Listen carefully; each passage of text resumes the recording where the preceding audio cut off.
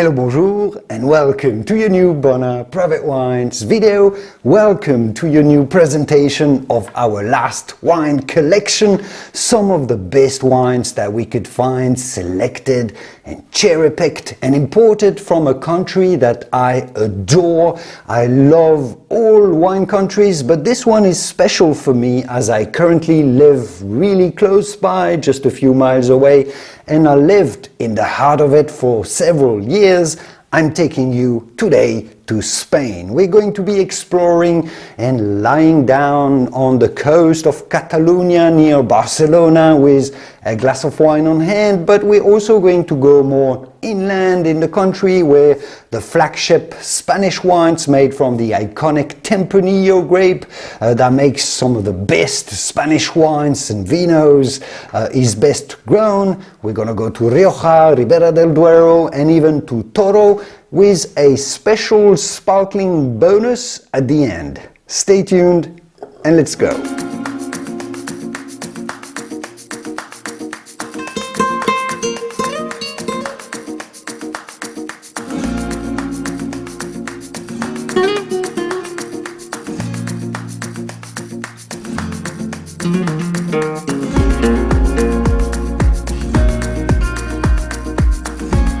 And we're starting with what we expect is going to be the lightest style of red wine in today's Spanish selection.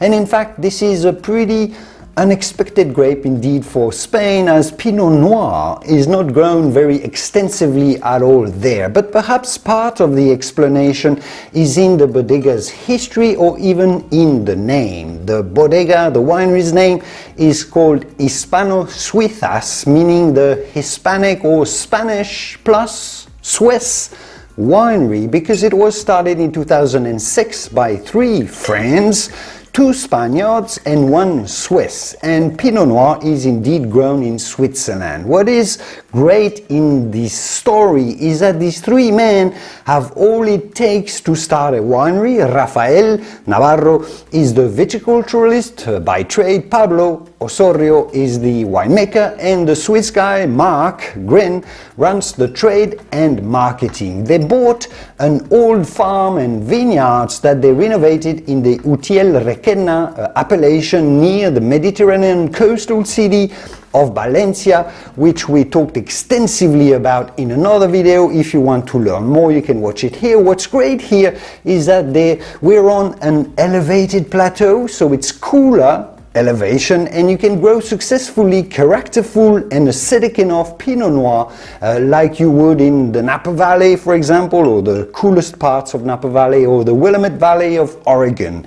So for this wine, after harvest during the cool mornings to get really cold grapes and traditional fermentation, this wine was aged in oak barrels.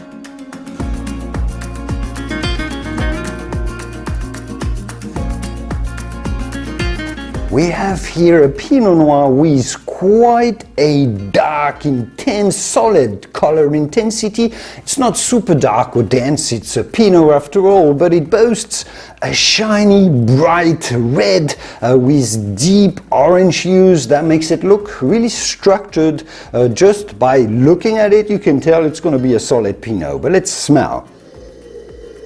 Wow, very, very interesting, and wow, so tempting indeed, so salivating just to sniff at it. I'm loving the feeling of sweetness that shines through, because it smells like blonde caramel, very subtly sweet, a delicate sugary sense, which complements very herbal notes extremely well. Notes of garrigue, as we say in French, wild herbs, you could say, like thyme or rosemary, bathed in an ocean of blonde caramel. On the background you can smell the sour cherry or the cherry seeds. That is one of the signatures of Pinot Noir. A touch of vanilla, a little oak, the clove, the licorice.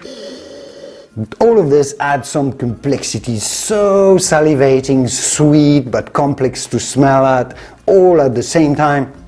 But let's taste.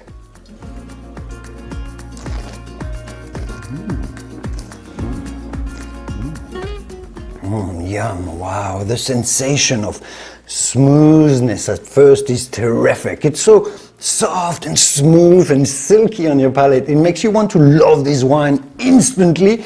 But then the wine appears much drier, in fact, than anticipated. The nose made me think that it was going to be quite sweet tasting, but it's actually bone dry.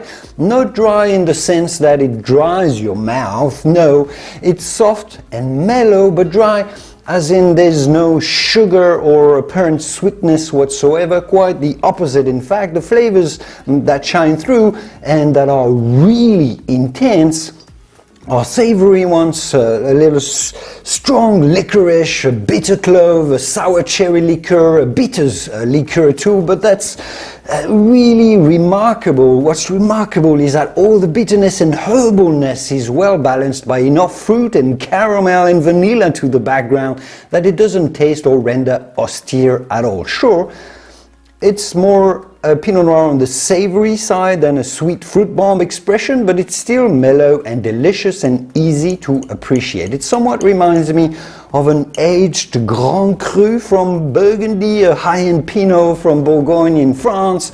As with aging, those wines develop these earthiness and herbal notes, but they do so with harmony. The age increases the flavor intensity, but never damages the overall balance. And that's what we got here.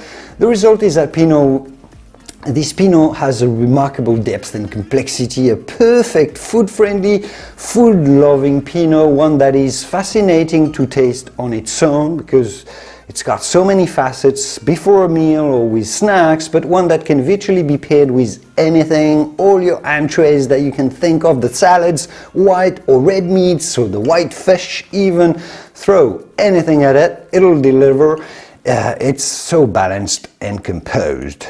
Drink now or within 4 to 5 years.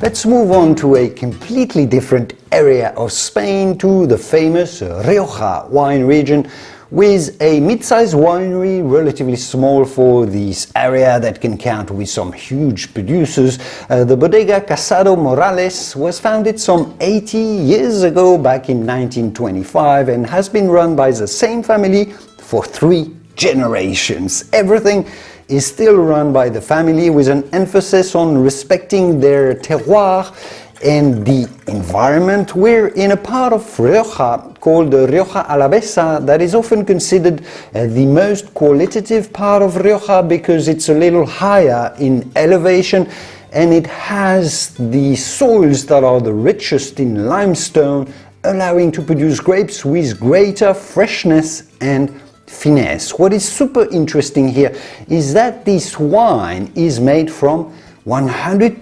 Mazuelo, known in French as Carignan or Carignana in other parts of Spain, while Rioja normally produces wines largely based on their iconic Tempranillo. Mazuelo, like Grenache in Rioja, is normally just a small component to a blend. They normally blend this with Tempranillo, but with this M wine, that's the name of a wine meaning the M wine, M for Mazuelo. They loved these Carignan vineyards so much and what it can produce that they decided to bottle it on its own. Only 3,500 bottles ever produced for this vintage to showcase how good Mazuelo can be in Rioja. And it was aged in oak barrels for a little over a year. That's nearly 10 years ago, 2015 vintage.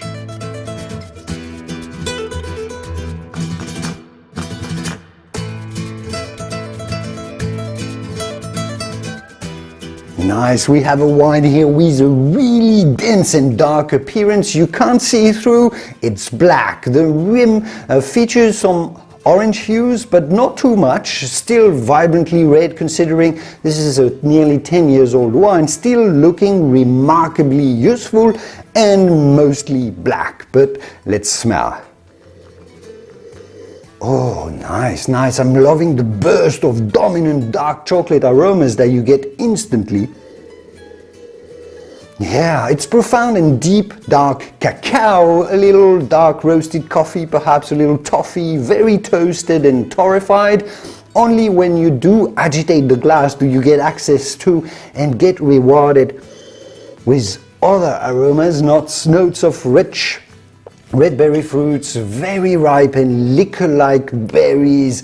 It somewhat reminds me of an old vintage port. In fact, all of the richness and the opulence of powerful ripe berries. It's quite smoky as well and a little earthy.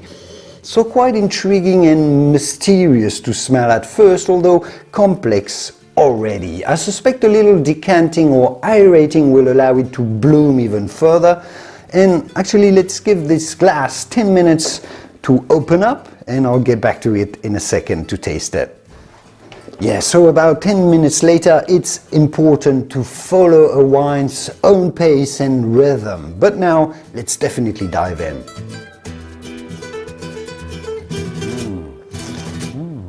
Oh la la, oui, oui, this is a wine with a huge personality. Not that it's huge or big or explosive, but it's huge in intensity, huge in flavors, and very unique. Where do we start? First of all, it's got a clear flavor profile that resembles a kirsch cherry liqueur, so sour cherries, so really quite bitter and sour cherries with some granulous tannins. It really tastes like the terroir that it was grown on. Quite salty, in fact, and mineral, dry and rather raw overall. There are touches of mixed berry jelly, and the finish leaves you on a ton of dark cacao flavor, but like we detected on the nose, it's got more than that. You really feel after tasting that you've just had a piece of fine dark chocolate. It's the same sensation as after you've tasted delicious fine chocolate. You do taste the sandy soil in there, the minerality and the salinity from the limestone of Rioja Alavesa, a wine without artifacts, I would say, just the raw expression of old vines of Carignan that are full of personality, quite dry and a little austere, but this wine is so characterful, has so much personality, its own personality, which is rare at this level of density. This is a wine that will certainly demand to be paired with rich foods, I would say, with some fat that will complement it so well. This is, in fact, the perfect wine to have with a Spanish cured ham, which Spain is so famous for, a nice plate of shaved jamón ibérico, which is a type of Spanish ham, which is delicious, or chorizo, or an Italian prosciutto, if you can find a Spanish one. This will also be your go-to wine with a cheese platter. The minerality, the dryness will make absolute wonders on those type of fatty foods. It'll add another mineral dimension, a dry dimension, that will be so delightful. Bon appétit.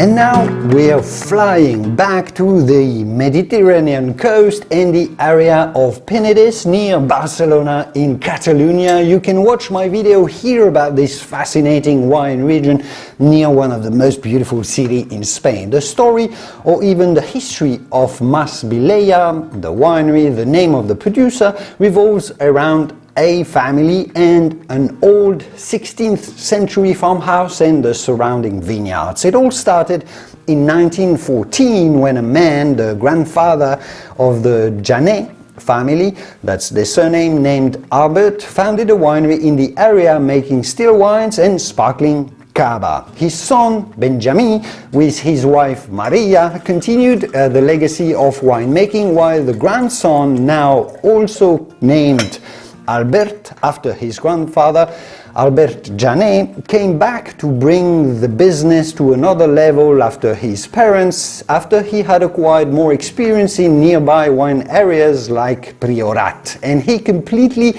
restored his grandfather's farmhouse, which he now lives in. This wine, just named Mas Vilella, which is the name of the winery and the name of the old farmhouse, is their flagship wine, and it combines Cabernet Sauvignon with a rare, unknown local grape variety called Sumoy. In principle, this more rustic Sumoy grape should add some earthiness and some interesting dry herbs, characters, and spicing up, let's say, the Cabernet for a more unique character. Let's find out.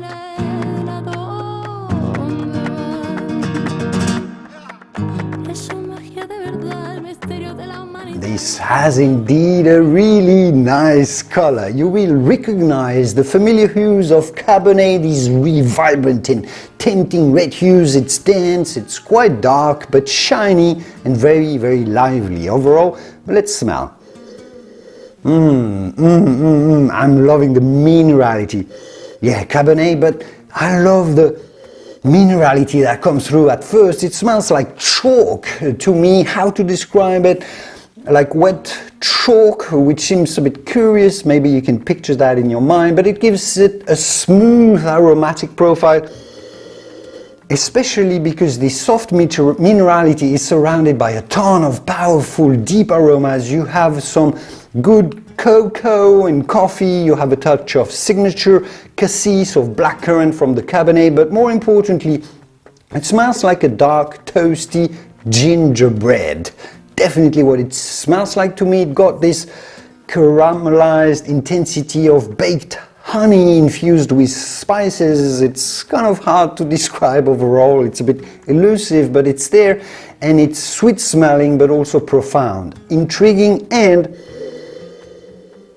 tempting at the same time. Let's see if the palate reveals what this is all about a bit more. It's mysterious at this point. Can't wait to taste.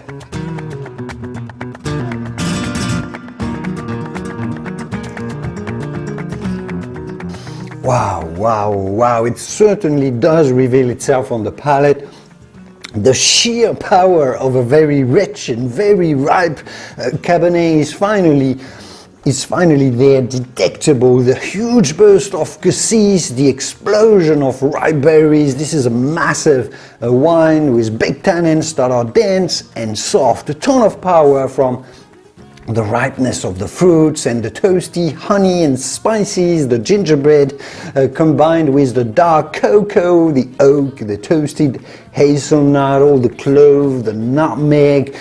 There is so much going on, all the chalky minerality to the background as well that allows it to have finesse. So it's a big and bulky wine, but it's so packed full of complex flavors, and this reminiscent chalky background gives it composure and a bit of a calming effect. So it's both an explosive, huge fruity Cabernet, but it's got a big je ne sais quoi of complexity as well. You taste the extremely ripe grapes that it was made from, also the skillful winemaking that ensued afterwards. Such a delicious wine. This is going to be one that is going to impress your guests because they can detect the Cabernet, but it's got its own unique expression of Cabernet that you won't find anywhere else. A wine for tasty dishes. I'd love this on a roasted piece of lamb, which the Spaniards are totally fond of, for a rich meaty paella. Man, that would be so good, so Spanish and so delicious. It's perfectly ready to drink now already, but it will age for 10 years or more if you want.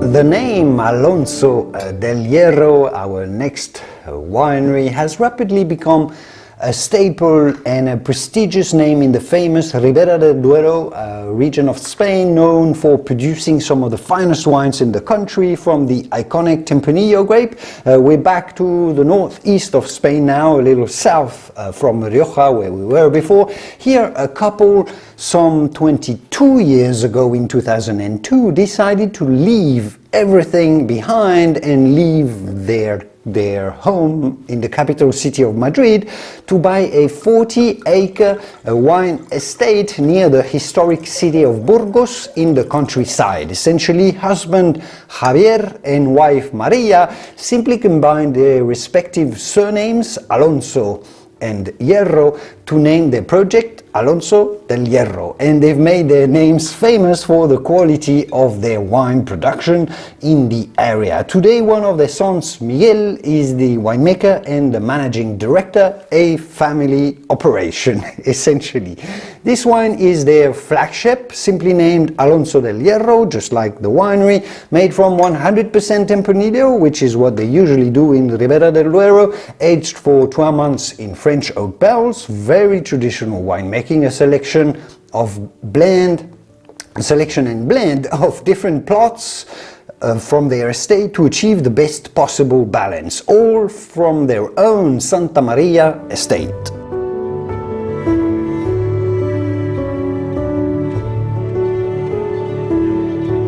Would you look at this? The Ribera del Duero wines from that area can be quite dark looking, but this one is one that is on the very intense looking side, extremely dark, you can't see through. Basically, it's black to the core, a nice purple-ish hue to the rim. It looks youthful, which it is, with a solid blue intensity in the color, which is probably why it looks so dark indeed. Let's smell. This is a bit of an introverted wine at this point. It smells like it's young and it hasn't been aerated quite enough yet. It smells like it wants to keep a lot of the aromas for himself at this point, and at that time and aging will allow it to express it more, but at this point you detect some deep notes of blueberry liqueur. It smells ripe and powerful, a nice ripe, well-integrated oak, but as some very dense wines, young wines do, it feels like it wants to keep all of the aromas within its really compact tannic structure, so that doesn't allow the aromas to get out. It's so packed full of tannins and structure that the aromas don't want to get out of the liquid and the glass. The palate should be more telling though. Let's dive in.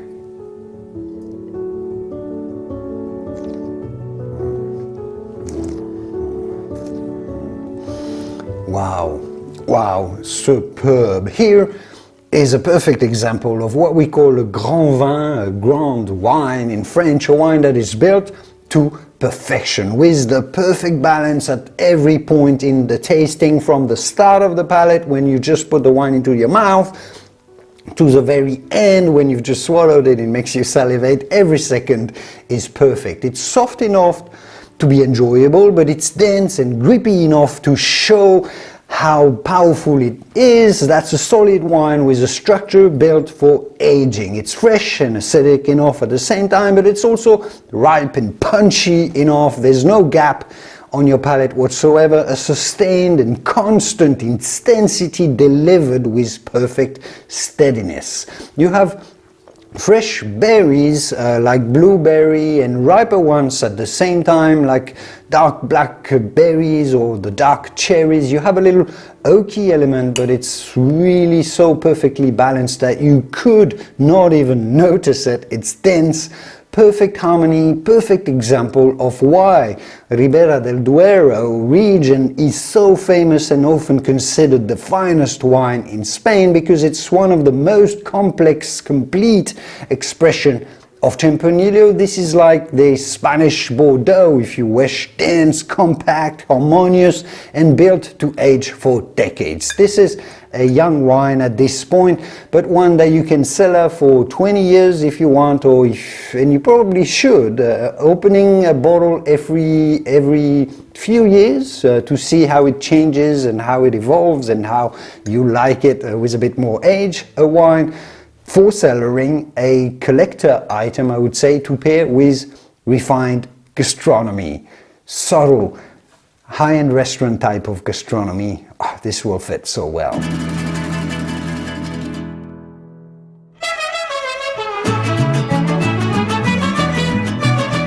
And finally, for our last red for this collection, let's move just a little south from where we were just before, to the village and area that is really dear to my heart, called Toro. Yes, it means bull in Spanish. As I worked there as a winemaker for a few years, we love Toro at the club because it reminds us somewhat of the wines from Salta, Argentina. You've got similar rough, rugged landscapes there, also big but elegant wines, although wines in Toro are made from Tempranillo, no Malbec, just like in Rioja or Ribera del Duero. Now the Vetus project, no Vetus project was born in 2003 when Toro, which was a very traditional and old appellation in Spain, but one that was left a bit behind modern winemaking times, in the 2000s many winemakers and critiques recognized how good the wines from Toro could be. You can watch my video about the most expensive Spanish wine in the world, in fact, which is actually from Toro, if you want to learn more about the appellation. Vetus is a relatively small winery with its own 49-acre estate, one large single vineyard with extremely old vines. They make all their wines from this estate. This is their flagship cuvée again, a selection of the best plots in the vineyard made with the local Tempranillo that is called here Tinta de Toro, which is just a local variation of Tempranillo. They added a splash of garnacha or grenache to just loosen it up a little, and it was aged for 12 months in French oak.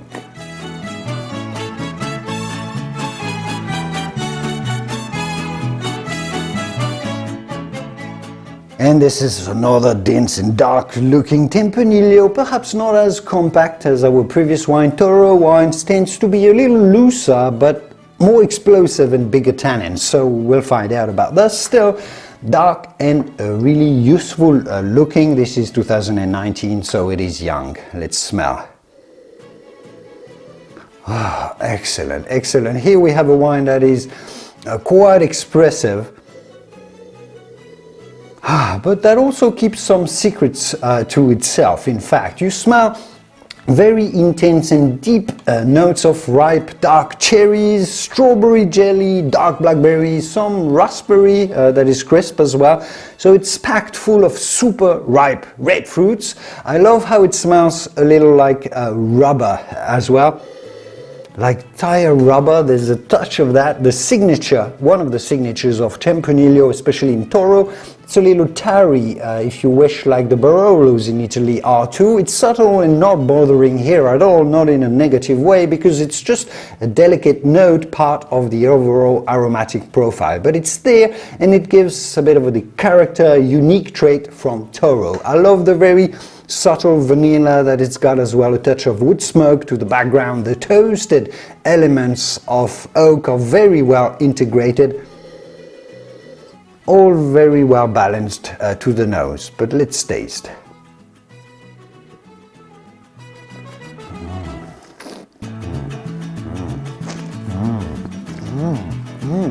Wow, good Lord, this is so good. Okay.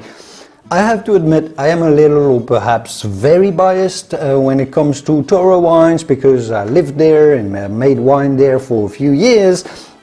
And so when I taste a very good example, which I don't get to do often enough, I'm just overwhelmed with memories of how good wines are there and how much I love this style of wine. Some of it is me, my own personal subjectivity, but objectively try this wine and tell me it isn't reasonably, absolutely spectacular. Tannins are big and powerful and very dense. The wine imposes a huge presence on your palate. It's solid, it's like a punch into your taste buds, so firm and assertive. It's a little creepy, but not at all aggressive, I would say, just imposing. To me, Toro wines, if I can allow myself this comparison, they're like a tank or a beautiful semi-truck. Other wines, other appellations are like sports cars or race cars or pickup trucks or convertibles. You name the type of vehicle. They all have their tricks and features which are great, but Toro wine is the king of the road. It's the most massive. It's there and it's big and it can be beautiful if you can appreciate that sort of wine. What I love is that, yes, it's massive, it's the biggest expression of Tempranillo grape in the world, but because it is Tempranillo, it's a subtle grape that makes very fine wines, the finest wines in Rioja or Ribera del Duero. And so it's got this elegance and the composure in the way it speaks to you. It's not just blows and whistles, it's imposing but utterly composed at the same time.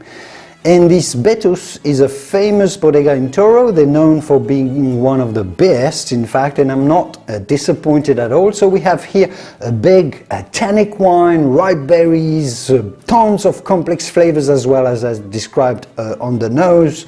All the spices and the oaky. You'll have to taste it for yourself to fully understand, I would say. I could go on talking about it, but being so balanced yet potent, it's perfect to taste on its own with snacks and with entrees, but also extremely versatile. All types of meats, charcuteries, all types of cheeses, grilled meats, powerful meats, lean meats, anything.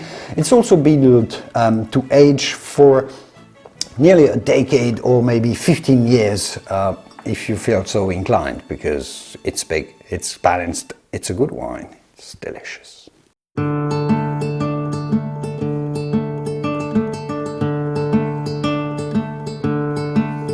And finally, after exploring all the joys of Spanish red wines, it needs to be acknowledged that Spain can also produce outstanding sparkling wines too. It is not hugely well known or recognized internationally that Spanish sparklings exist like the French ones or the Italians that everybody knows about, but the sparkling style in Spain, known as Cava, is one of the staple traditional sparkling wine styles of the world. It's in the heart of the historic Cava production around the city of Sant Sadurní de Noia, near Barcelona, again in the Penedès wine region.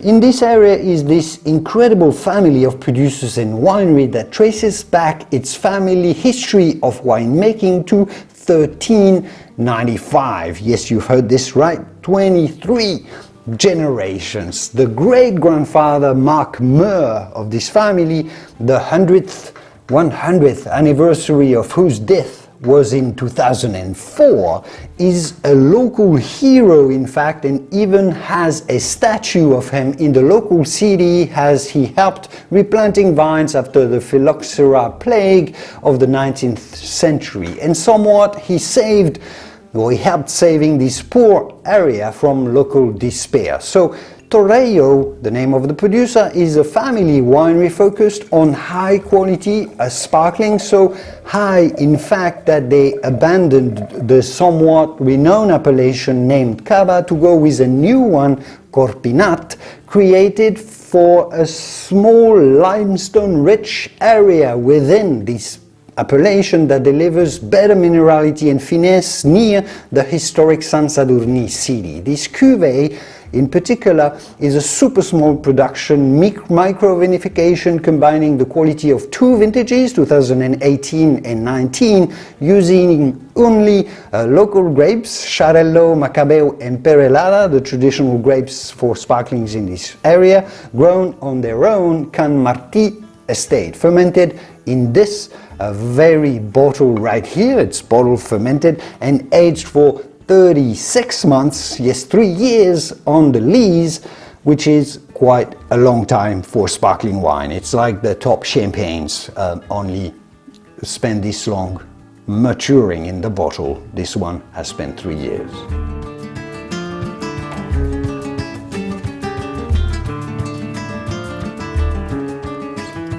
Whoa, this is a nice bright lemon yellow color, which does include some delicate golden hues. This makes it look more shiny and sophisticated. The bubbles are also remarkably fine looking, super small, and they come up with great elegance. Not that often that you see this.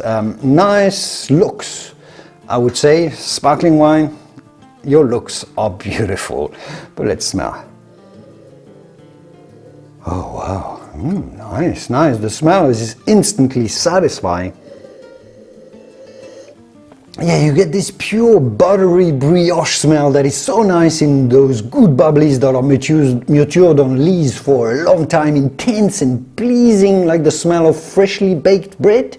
But you also have some zingy limes, some zesty lemon, some delicate sweetness. It essentially smells like a nice buttery lemon tart topped with meringue, a little fresh hazelnut, a touch of toasted hazelnut as well, fresh herbs for complexity, super satisfying, looks expensive as we said, but it also smells expensive from all this buttery brioche. Let's taste. I love how this smells.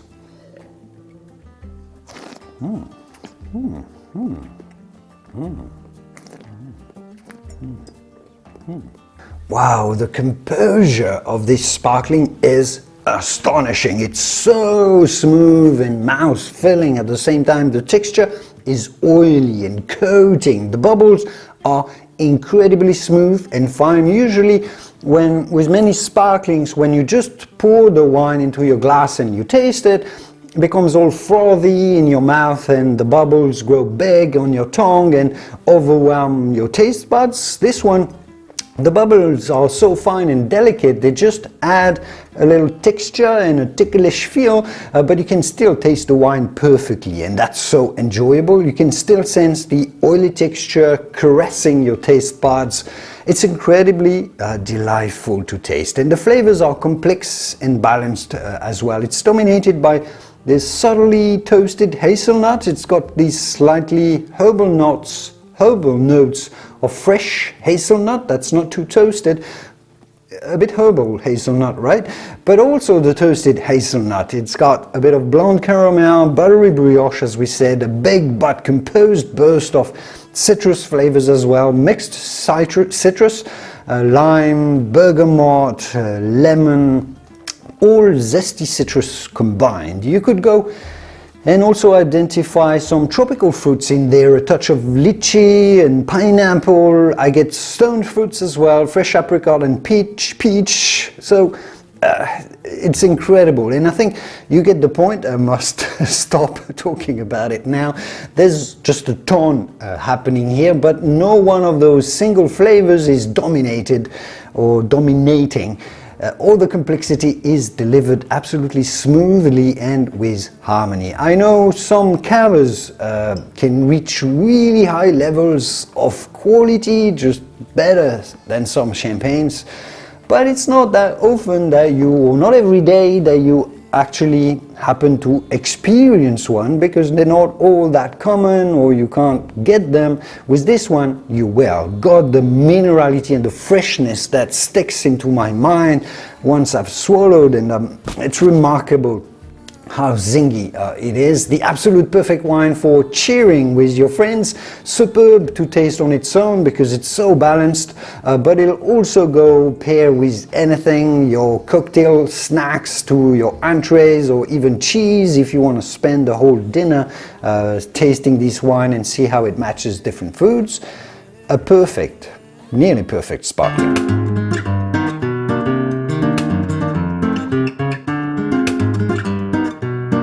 And here you have it, your new Spanish wine collection from the club. And we have had outstanding Spanish wines before, but perhaps this is one of the best Spanish selection that we've made so far. If you ask me, every single one of these bottles, I mean what's in the bottle, is a real gem. They are small family producers, but when you taste the wines, they appear to be so skillful people, so conscious of what makes a good wine, the balance, the power, but also the harmony, the complexity of flavors. All of these small details are in there. It feels like every vine grower involved here, every winemaker too, has understood what it takes to grow healthy, ripe, gorgeous grapes. It feels they've thought about the blending harmoniously, their different plots for every wine for a better balance. They thought about their wines not being too aggressive. They thought about their wines needing to be able to age and to get to even higher levels of finesse.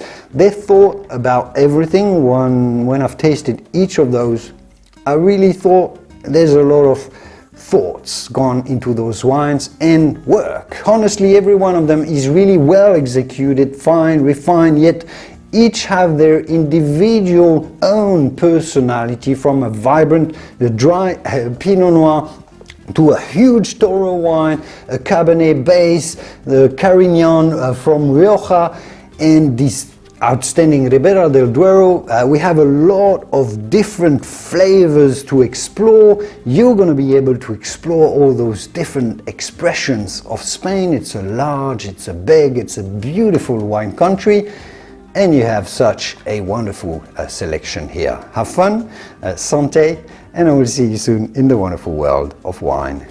Cheers. Here you have it, your new Spanish wine connection.